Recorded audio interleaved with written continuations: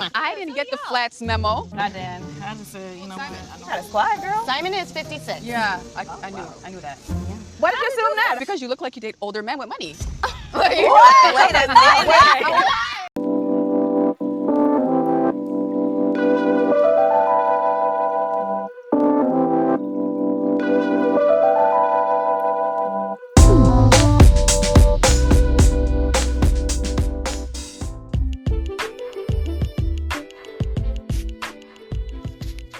Y'all ever have those secret haters? They're like always nearby, always got something to say, and always want to know what you're doing. They'll ask you your next business adventure just to say, oh, I heard about that. You're not going to make any money. All of a sudden, they're an expert on everything, and they have lots and lots and lots of bad advice for you to not do what you're doing because you probably won't be successful because they weren't. Really are missing something in themselves. They really are desiring something that you already have. Instead of going to figure out how to get it themselves, they want to take it from you. But they don't want you to realize that they've taken it. So they convince you that you don't need it. They convince you you're not deserving or qualified for it. So that they can go around and do the same thing that they told you didn't make sense when you did it. Just remember that everything that they do and say has 100% to do with them, nothing to do with you.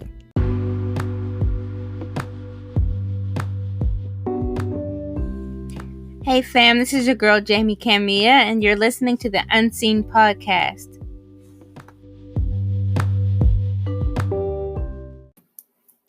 If you haven't heard about Anchor, it's the easiest way to make a podcast. Let me explain. It's free. There are creation tools that allow you to record and edit your podcast right from your phone or your computer. I'm not the techiest person, so if I can do it, you can do it. Anchor will also distribute your podcast for you, so it can be heard on Spotify, Apple Podcasts, and many more, which is dope. And I actually had deleted one of my other podcast tools because they wanted me to pay them to distribute it on their platform, and I would have had to download it and put it on other platforms. So that's what sold me about Anchor. You can make money from your podcast with no minimum listenership. So that means, unlike YouTube, where you have to have 1,000 viewers and 4,000 watch hours, you can start making money as soon as you sign up with Anchor. It's everything you need to make a podcast all in one place.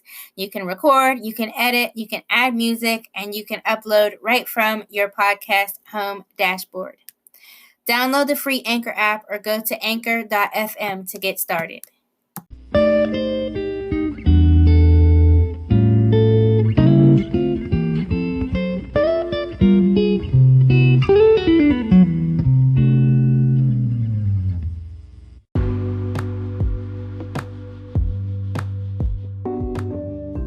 Today, we are talking frenemies. And fellas, don't leave. Y'all got some too.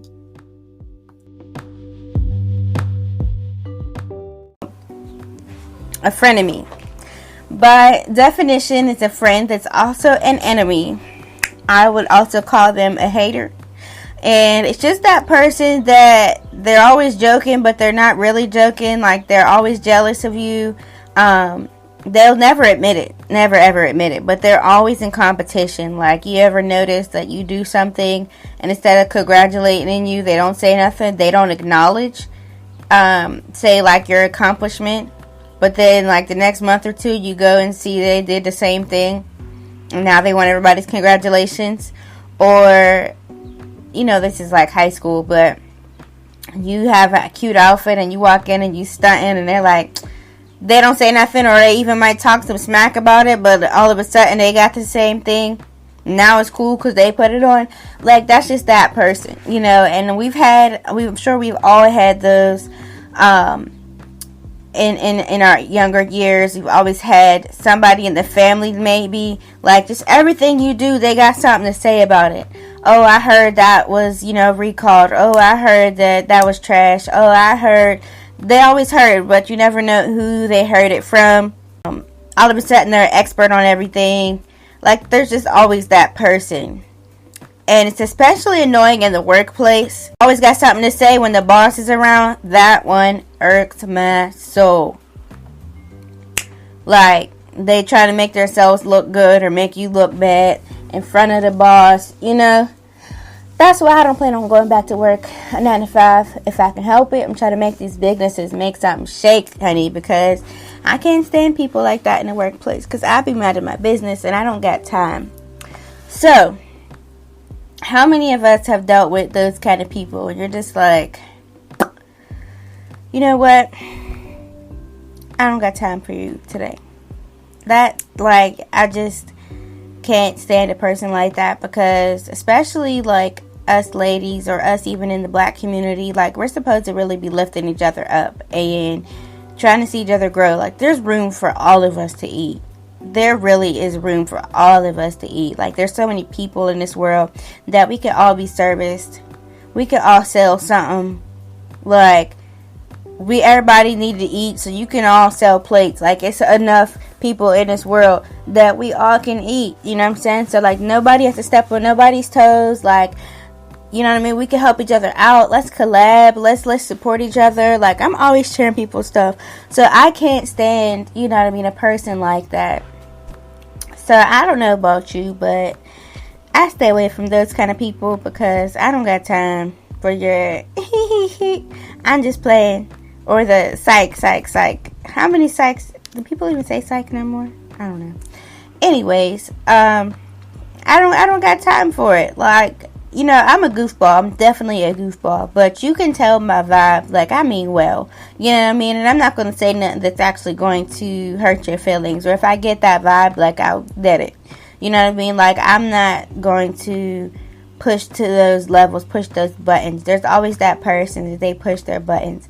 But what I want to encourage you today is it's more about them than it is about you. Like, if you have that person in your life, or in, you know, your family circle, your friend circle, your workplace environment, if that person is constantly saying things to try to bring you down, and then they want to put a kiki after it, or they seem like they're always in competition with you. My mom used to always tell me, like, imitation is the best form of flattery. When somebody wants to imitate you, take it as a compliment that they see you doing something right. Even if they are too arrogant to acknowledge it, they see you doing something right and they want that for themselves. Or they see you getting praise for something and they want that praise and that attention. They're lacking somewhere in their selves, that they don't have the attention that you're getting either at home or on the workplace or wherever, and they want that for themselves. Something bright and shining in you that they want a part of. They want a piece of it, and they want that for themselves. So they're going to do whatever they have to do to obtain that, even if it is at your expense. And if they feel like that they're not good enough, or they feel like that they can't obtain it, breaking you down to their level will make them feel better, to make the playing field even. So if they feel like that they can't extend themselves and they can't imitate your life enough to get to your level, they're going to try to break you down. They're going to try to make it so that you reach their level somehow, by either getting you to a point where you stoop down to their level because they've, you know, ticked you off so bad, or they do something that makes you look better or tarnishes your reputation, says something to make people think that you're not as great of a person as you are, to try to stoop you down to their level. That, all of it says everything about them and nothing about you. That person is hurting inside. They're broken. Misery loves company is a true statement. That person is lacking somewhere, and they are trying to find their way by, you know, changing up your course. And so I want you to be encouraged to continue doing what you're doing. Keep shining bright. Be the baddest girl on the planet. Be the finest man, the alpha male that you are. Because that guy recognizes that he's not doing what you're doing. He's not living up to the standards that you have set for every man. And he feels the need that he needs to take shots at you. He needs to tarnish your reputation. He needs to make people think that you're not as good of a person as you are, so that they don't see the ugliness that resides in him. So I just want to encourage you out there listening, like, you are what God says that you are. And whatever He has put into you, people see that. And some people want to simply just be a part of your life and embrace and you know, feed off the energy and pour back into you. But there are some people that want to take that from you, that want a piece of that, and they want to keep it to themselves. They want to suck the life out of you. So you need to set healthy boundaries. Stay away from those kind of people. Don't stoop to their level and give them a taste of their own medicine, because, you know, God fights battles behind our backs, the things that we can't even see. But your job is to stand firm. Don't let them knock you off. Whenever I was a little kid, I used to run track. And one time I was in a 100-yard dash and my shoe fell off. I didn't tie it good and my shoe fell off. And I was in the lead and the whole audience would, oh, my shoe fell off. And instead of keeping running the race, I went back to get my shoe. And the whole crowd was like, no! Because then automatically I forfeited the race. I'm not sure. At that, I was only probably 7 or 8. You know, I'm not sure what my thought process was then. But I just remember that, you know, the whole crowd went, no! And that's the way that this life is. People try to knock you off your game. You know, every now and then, you know, your shoe might fall off. But you got to keep running with that one shoe. Because this is a race and you're in the lead and somebody wants to distract you. Somebody wants you to stop and turn around and follow the distraction. But you gotta keep up your speed. And so it doesn't matter what the person to the left or the right is saying or doing. It doesn't matter what they're saying behind your back or to your face and playing it off as a joke. It doesn't matter what that person is feeding into your brain. You cannot allow those things to penetrate. You have to keep going because you're on your own race and they got to figure out their race for themselves. So yeah, people are going to say stuff. They're going to kiki, and the reason that people like that, and the reason that we deem this title Frenemies, people like that still want to be around you but still want the opportunity to say those things, because they do recognize that there's some kind of light that shines within you. And they want a piece of that. They want to keep being around to see what you're going to come up with next. They're going to keep coming around to see how consistent you can be with the way that you are.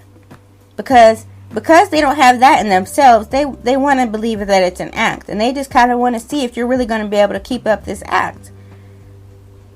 But they also want ideas of how they can duplicate it and how they can make it within themselves, because they see how great you are. But on the outside, they're going to try to convince you that they think you're terrible. And they're going to try to make you believe that, even though they believe you're great. They're going to try to make you believe that you're not as good as you think you are, just to try to be you. So what does that tell you? Keep those people close enough that you can keep watch of them, but further enough that they can't touch you. And just recognize that you are doing something right. So, homegirls and homeboys, I'll call y'all back. This is another episode of Things Unseen podcast, and I'll catch y'all on the flip side.